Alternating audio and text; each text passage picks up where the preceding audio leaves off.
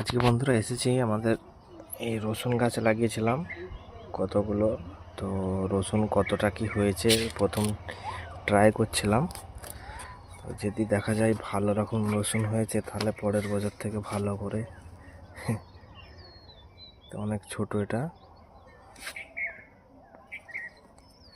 দ্বিতীয়টা এও অনেক ছোট। বুঝতেই পারছো, দেখতে পাচ্ছ এক একটা রসুনের সাইজ খুবই ছোট হয়েছে এখন, মানে আরও হতো, কি কারণে গাছটা শুকিয়ে গেছে।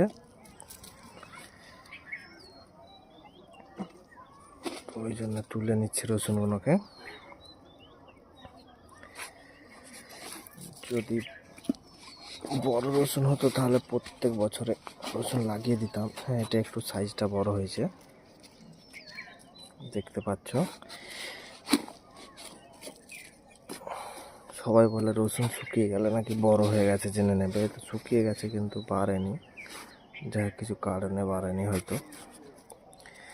তো বন্ধুরা, তোমাদের কাছে কিছু টিপস থাকলে অবশ্যই শেয়ার করবে কমেন্ট বক্সে, যে কী কারণে রসুনগুলো এমন শুকিয়ে গেছে।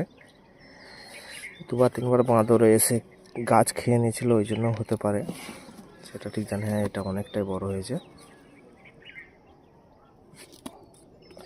তো এই ক্রেটে নতুন কিছু গাছ লাগাবার জন্য আইডিয়াও দিতে পারো, সেই গাছ আমি অবশ্যই লাগাবো।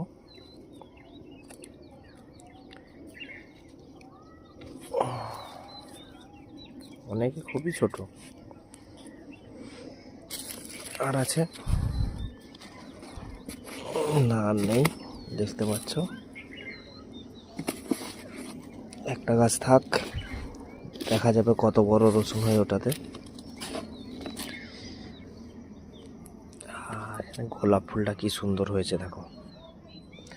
ওখানে কিছু গাছ লাগানো আছে পেয়ারা গাছের তলায়, টবেতেই, ওগুলো শুকোয়নি, খুব সুন্দর হয়েছে। এগুলো কেন শুকিয়েছে তার কারণ আমার জানা নেই ঠিক। তো অবশ্যই বন্ধুরা চ্যানেলটাকে সাবস্ক্রাইব করে সাথে থাকবে আরও নতুন নতুন ভিডিও দেখতে।